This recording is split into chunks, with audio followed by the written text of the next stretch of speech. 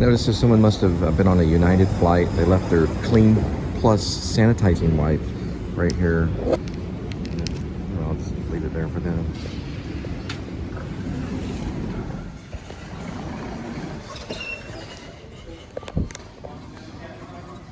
All right. So we kind of knocked off 2 birds and 1 stone. You can see they're actually already hooked up with some home monitoring. And I got to also talk to them about solar power too.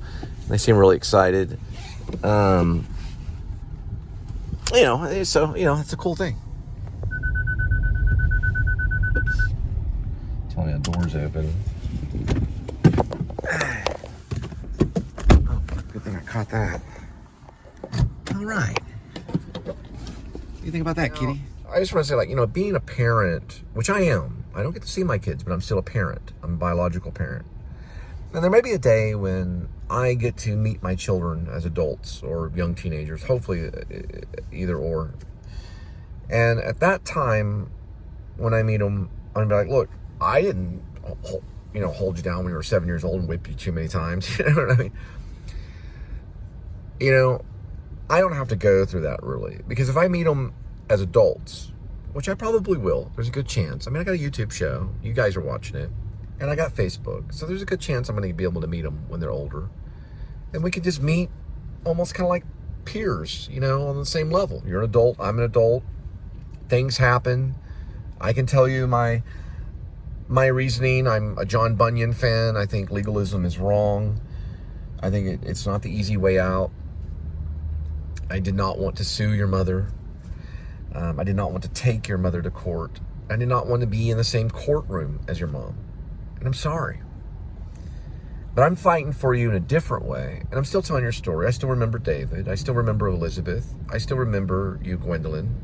And I got to talk to you the other day when you picked up the phone and handed it to your mom and then your mom hung up the phone. I got to talk to you for a minute. And you sound very cute. So cute that I just want to cuddle you, And those things I still get to do on like a spiritual level. But then when I meet you and you're an adult, we can just sit down and say, okay, let's first start the conversation off with compassion. What would Jesus do? And if they're intelligent and have compassion, which that's where intelligent lies really, is it's in compassion, then we should have a great time. And I got a lot of catching up to do. Now that I'd rather do than what I do with my dad, and I hold it against him for the child abuse that I went through when I was younger, physical and mental, more mental. And that's hard to recover from, because you remember the stupid things that your parents tell you. And they do it. They all do it. It's in every single parenthood kind of thing. Good movie to watch, Parenthood, Steve Martin. And a bunch of other, Keanu Reeves in it, Joaquin Phoenix, was called Lee Phoenix at the time. See, Parenthood is pretty good. I don't know if they deal with divorce, but I'm sure they kind of hint on it. But anyway, that's what I look forward to, seeing my children on a peer level, adults. So this basically was where I was going to work for stealth monitoring. And this is what I was talking about, how it comes out of the Philippines. And then they send it to them, they edit it, and then they send it to the authorities. That's stealth right there. Stealth monitoring. And they have a whole little department in there that watches these huge screens. They're giant screens. Well, some of them are smaller, and then some of them are larger. And then they edit it and send it to the authorities when they find crime. And this is mostly like through businesses, areas, bus stops and things like that. It's more kind of for business and city kind of thing, not for personal home. I was going to work for them for a while. I had been employed, but it was right during COVID, and I was doing like Grubhub and DoorDash. I think I was doing DoorDash at that time. All the way from Utah. It's interesting because I was introduced to theater with a play called Look Homeward Angel, Thomas Wolfe. And I've seen some sketchings of Thomas Wolfe done with like pencil and it's very strange, but he looks very similar to Henry and David Lynch's Eraserhead, and even probably acted like him. And I don't know if David Lynch knows anything about Thomas Wolfe and Look Homeward Angel, but there is a far kind of connection between the two. It's very strange. And my stepdad, he was a big David Lynch fan, but also Thomas Wolfe. and he would watch Eraserhead, and I would see Henry and his hair, his hair kind of stood up, kind of like it stood up. And Thomas Wolfe's hair did the same in some of the photos and stuff. He had kind of crazy hair. Very strange. Now, also Thomas Wolfe talked about a world. It's one of the lines in Look Homeward Angel, you are your world. Eugene. Eugene was the brother character of Ben Gant, which is a made-up character in Look Homeward Angel, also known as Oh Lost.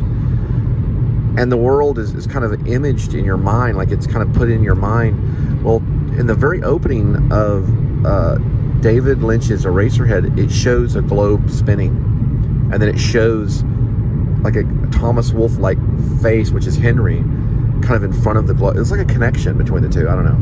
I think there was something they were connecting. I think it may have been a connection with the Mormon church, because I talked to a Mormon one time a long time ago, and they said something about that when you die, you become a world, which is very strange.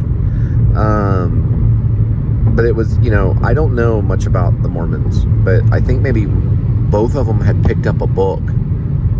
Like, you see those Mormon books and stuff, they're like a Mormon Bible.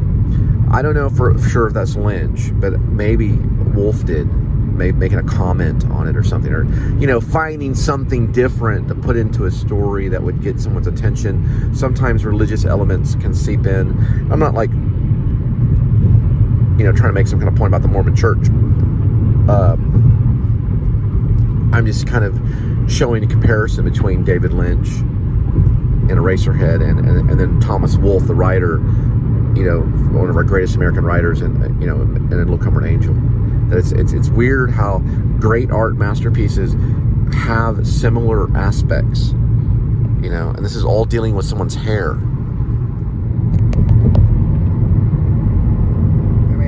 Regardless, of the schmear thing, whatever is on this, in the long run, you have to face it. I am a blogger, whether I'm a famous blogger or not. I don't know if that matters, but I'm over 1770 on video edited vlogs, and I do it practically in my sleep almost. Some of them I edited a little, some of them I do edit it with a lot of care, and some of them I just lay it out, But ultimately, that's what I am. I don't know if it'll make Wikipedia or not, but not everyone does 1,770 edited vlogs, I don't know. It's just out of the woo would just agree. Look at this crazy nut. Goodness gracious. If he would agree, just to, I don't know. He doesn't have to. He doesn't show special attention. I don't look like, I don't know. I don't want to get into the looks of everything. But I don't know.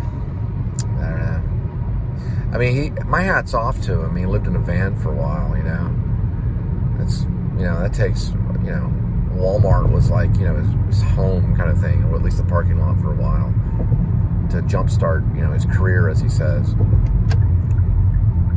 I don't know if Thomas Wolfe, I don't know if he actually tried to become an actor. I think he may have, or a playwright. I think it was like, he became famous, like, and once it took off, he died, kind of like the writer of Rent.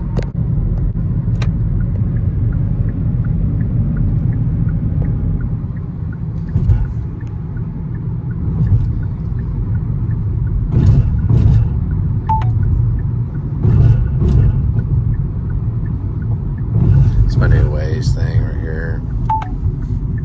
That's what it looks like.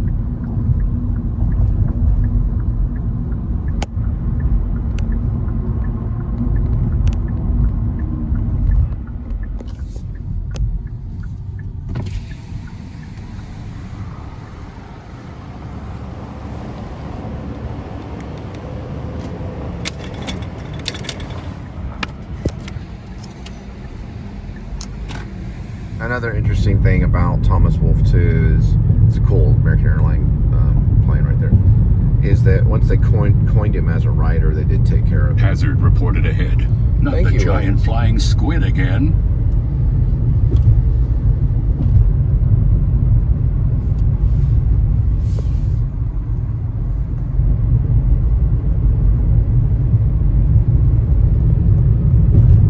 Skylink.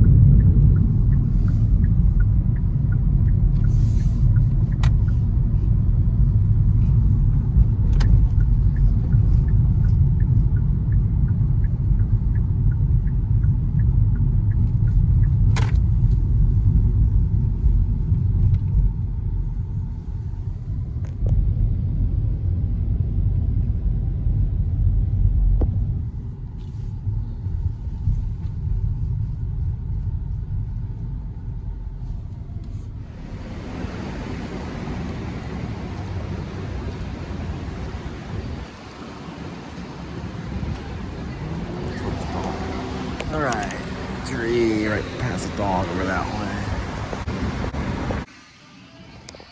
So yeah, supposedly the governor of Texas is here, gonna give a speech. That guy was pretty much a genius. Picked up, he had met Steve Wozniak and Steve Jobs. Or no, I don't remember if it's Steve Wozniak. I think they had the same Steve name, but he knew Wozniak, and he hung out with Steve Jobs too. And he's did a patent lawyer thing, and they've got some kind of convention going on at the Omni. But he'd give me all kinds of cool information about military stuff, kind of like Terminator, Judgment Day kind of things about some weaponry they have that can be armed. And one of them that he was working on accidentally almost misfired and took down a commercial airliner with citizens on it, but he was able to hit the emergency stop button on it. Robotic weaponry for the military, but he also does like patent lawyer kind of stuff, mostly legalistic stuff. He says for a bunch of self-righteous a-holes, you know. I thought he was a pretty cool dude. He's basically a lawyer from North Carolina. It's amazing who you run into, you know. But yeah, this is a famous shot from one of the features I did called Once in a Lifetime. Same exact filming location. I'm actually the filmmaker that made it, doing a filming location of my own film, which I thought was kind of cool. And there's the Omni over there.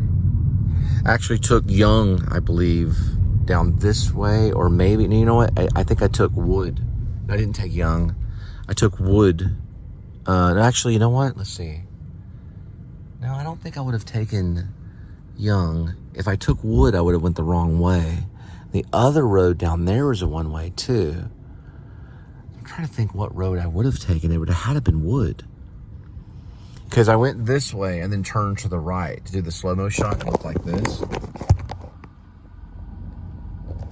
And I added music to it, which was basically it was music that had was public domain, so I wouldn't get in trouble. Like, it was already music that was used for any kind of public domain thing. But it surprisingly fit the shot, which was a slower shot showing just the buildings.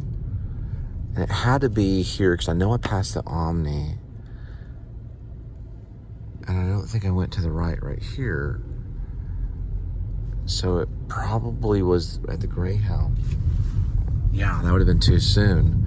Yeah, I was, because I remember the Bank One building, or yeah, that is, no, Bank of America. That's Bank of America building right there. So I must have turned at the Greyhound station. Yeah, I did. That's crazy. I don't remember being that far down. I must have turned on Commerce, is probably what I did. Yep, I turned right on Commerce and went all the way down this way right here, showing it from this angle like that.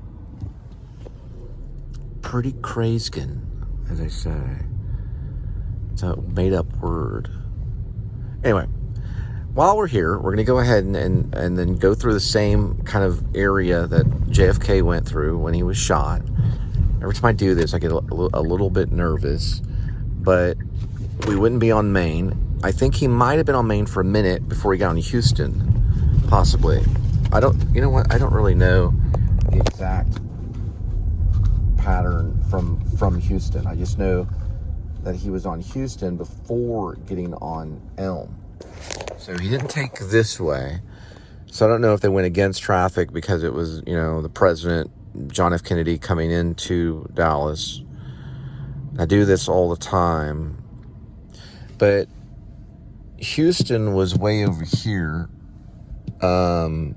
which we'll run into in a minute. And I'll kind of try to describe the exact motion he was going, which is a little odd that Lee Harvey Oswald wouldn't have sniped him on Houston. That's kind of the argument behind the conspiracy theory. So, a skateboarder right there. Okay. Here is Elm. So we're on Elm. Now, if you look over this way, right over here, if you keep going down this way, you'll see the JFK Memorial. Okay, so he's actually coming from that direction over here, headed northern on Houston, on the north section, towards the Texas Book Depository. Some may say west, but it was actually, I think it's more kind of northwest on that road. I guess if you had a compass, you would know. But regardless, he was going this direction, okay, on Houston. Lee Harvey Oswald was on the 6th floor of the Texas Book Depository building. Now, he had a Coca-Cola and had just had lunch, so we don't know if he fell asleep. Possibility, but that's the 6th floor right there. It's right there in the corner. They do have it marked there, and JFK was coming from this way and then turned left right onto Elm right here. So he was going this way and turned left. Then one shot rang off, got him in the neck. The next shot skipped off of Elm, and the third shot got him in the head right here from this angle, which is probably the hardest shot you could possibly imagine for a sniper. But he was able to supposedly do it. A guy I talked to that met Steve Jobs and Wozniak, complete conspiracy theorist. He was like, nah, that was conspiracy. He was a patsy. I'm talking about Lee Harvey Oswald. Like, they say he didn't do it. But, they coined him on killing the officer, J.D. Tippit. Now, if that was done also by the government, then the government would be killing one of their own police officers to make it look like Lee Harvey Oswald did it. So, because that officer did die on duty by somebody that day, and they blamed it on Lee Harvey Oswald. So, I don't know. Sad situation. But you look at the play Caesar, written by William Shakespeare, and that's a really good comparison. Oliver Stone did it, because that was about the government betraying their own kind for the sake of power, or ordering power, the order of power. So, I don't know. And I guess one of the conspiracy guys was Lyndon B. Johnson, but we don't know. The turkey sticks look good, and then they also have this passion fruit right here. It looks really good. Chuck Norris approves of it.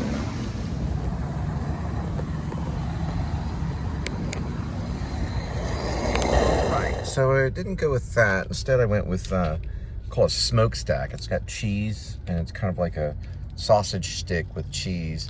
And then I got one of these 39-cent Reese's Pieces for dessert, and some of the passion tea. So it's kind of a little late night dinner snack. Got some of the passion tea right here. These are always good, when you're on the road, you kind of get tired of just driving, which is kind of, in a way, it's kind of like a second home, I wouldn't say driving's really, it's like a verb, mixing a verb and a noun. But the car, we're in the car all the time, so these things, I also got like a pocket full of like sweet and sour, and they do their own Miracle Whip at QT. And Miracle Whip is my favorite. It's hard to kind of get a hold of sometimes. If you get a sandwich, you can get Miracle Whip, which is way better than mayo. And here is this thing right here. Let's see if I can. These are always, every single one of them are packaged differently. This one's the cheese and the sausage like that. So it's like pretty good. Oh, we're going to a Dutch angle. I'm eating at a Dutch angle.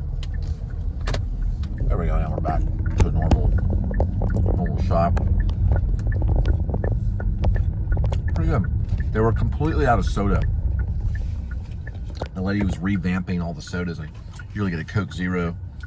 But I'm liking this passion fruit tea, which is maybe a better choice than soda, of course, because giving up soda can help substantially if you're on a diet. So it's like a tea.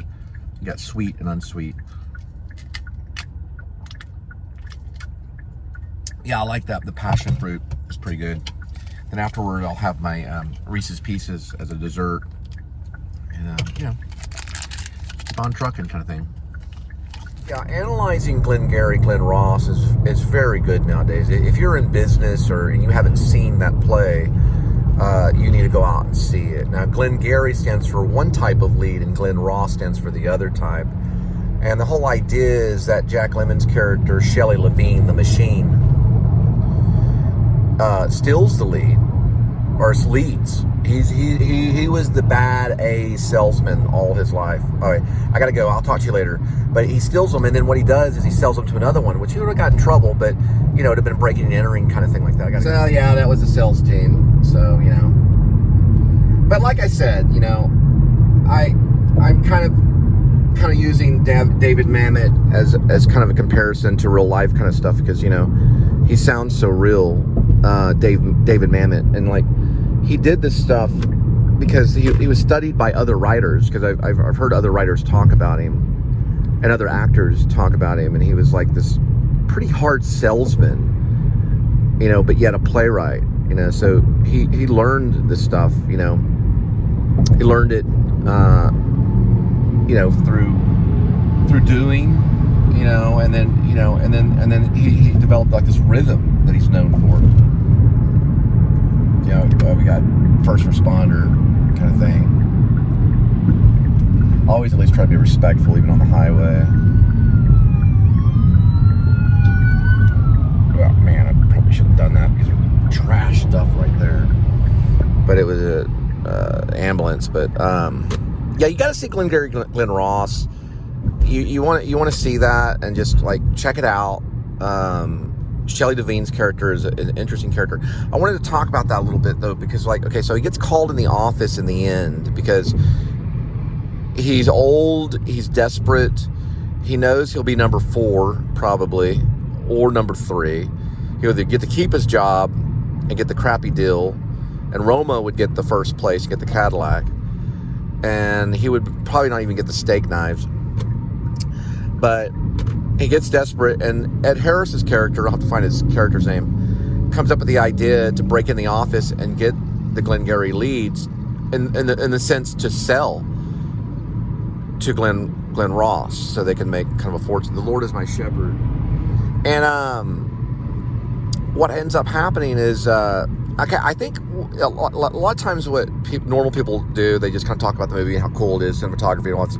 But the director will go into the minds of the characters. That's kind of what I'm trying to do. And Shelley was probably thinking, and this is Jack Lemmon's character, that he could probably get caught, and probably would, but if he could turn it around and sell those leads to Glen Ross, then he could probably get himself out of trouble because of the money and what he was worth, but what he did for this other company, which is what he ended up doing. So he took the leads from the office, which is breaking and entering. He'd have to face that charge, or at least wear that on his mind. And his own mouth got him in trouble. Then he would have to go to Glen Ross, sell those leads, and become a trader to the other company, but be kind of a star at this other company. He was actually smart, even though people would think he was dumb because he came off as this thief, right? And they're all selling like this crappy real estate in Florida, right? So what ends up happening is, looks like I got a message. I don't know, another message. Indeed's like killing me with all these job offers. But what ends up happening with him is that, and I'll switch over right here, is, yes, it's horrible that he has to go into the office, sit down and talk with the detectives, and his own mouth got him in trouble, got him busted because he knew that the guy didn't really take the check, or meaning the office manager usually would take the check, but had left the check in the office, and he knew that, and only the thief would know that. So Shelley Devine's character gets in trouble because he knows something that he shouldn't know. And he reveals that because he's kind of a hothead. So he has to go in and face the law, and he would probably have to pay the price for that. But he would probably, in what Mamet may not have, talked about, or maybe the actors may have talked about it, but probably would come out a little bit on top. Because after he'd be released for breaking and entering, I don't know how long people go in for that, but it's pretty serious. He could go over to Glenn Ross because he was their kind of hero. He gave them all the great leads and made their company richer, if they would even accept him, which they probably would have. So they threatened him. Okay, they threatened him, and they put his arm behind his back in a way, and then he got into the office, got the information that he needed, took it, sold it to Glenn Ross, and kind of became a hero of that company, but yet probably had to maybe do some time. They could have bailed him out and got some lawyers for him, even though it's a pretty serious charge. So he had to take that horrible risk, in order to survive. It's a brilliant play, but it's also a brilliant movie. And Jack Lemmon's best performance for sure. I think it's Jack Lemmon's best performance. Jack Lemmon at his finest, And Alec Baldwin's pretty good. I mean, Alec Baldwin's great. It shows the life of the salesman. Now, it also could be an homage to Arthur Miller's Death of a Salesman a little bit too. But I'm dealing with a lot of this kind of stuff, right now. Similar stuff, and everyone will be if they're doing door to door. Or they get involved in that because there can be a little bit of money in it. The horrible thing, or the grimy thing about Glenn Ross, is that the salesmen all know that the land that they're selling is useless. The real estate is marsh land. It's like a swamp land. The whole thing's a gimmick, and they secretly know it. And I have to be honest with you, me being in sales for almost 30 years, I don't think I was ever 100%. Even when I sold for Kia, and Kia's a pretty good car. I sold for Kia for a while. But I've never been 100% on a product. But I always sound like I am. And I'll be honest with you. Because that's just the nature of the beast. No one really would be 100% on anything of this world. Right? I think that was Mamet. There is some religious aspects to Glenn Ross. There is some spiritual aspects to it. It's real estate that they're selling. You ever thought about that? You ever heard that in the church? Them talking about real estate, that the Christian church doesn't have a real estate that they're after. This is not their world. Everything of this world is not going to be 100% a good thing, even though that's what you want to come off as. You come off as this angel. Even they did. Childlike angel, salesman. The best kind of salesman is a child. So there's this child of God kind of thing in every one of the characters that they have to deal with, because they're not bad people. Even though it's kind of slimy, selling real estate in Florida that's like a swamp. That's kind of, or selling pre-owned cars that don't have a proper warranty. You deal with those kinds of things, and it's in the back of your mind. But you have to realize that what you're selling is what is inside of a broken world, And I don't know. I just was coming across some of that stuff. Anyway, talk to you later, and I gotta go see the kitty. There's Kitty.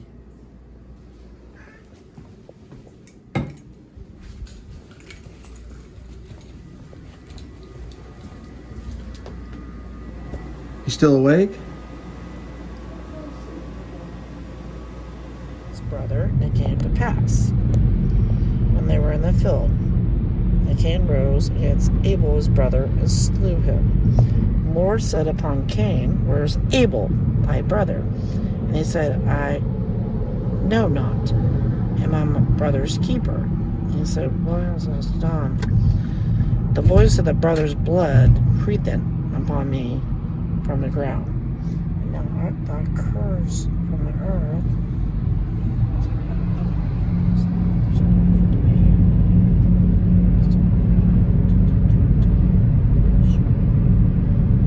And Cain said unto the Lord, My punishment is greater than I can bear. Behold, thou hast driven me out this day from the face of the earth. I shall hide, and I shall be a fugitive, crouch upon, and the earth shall come to pass.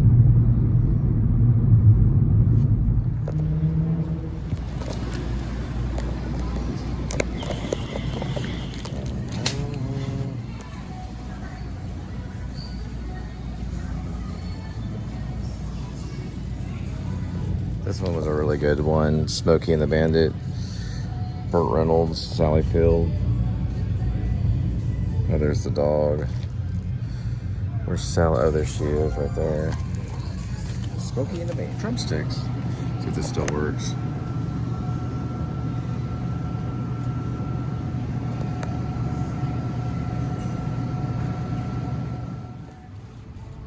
This is the stuff he likes right here.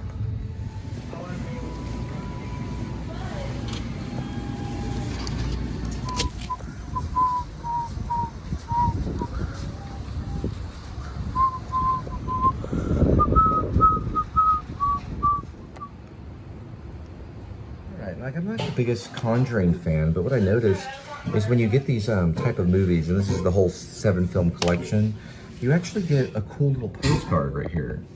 So it's actually the Conjuring postcard, and it's got a little thing where you can send to people. Isn't that cool? A little postcard. That's great. Huh, isn't that something?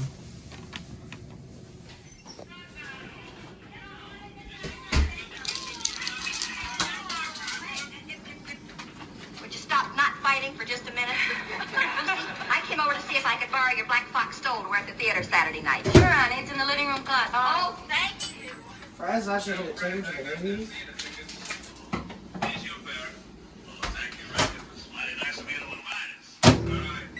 How do you suck it? Rice.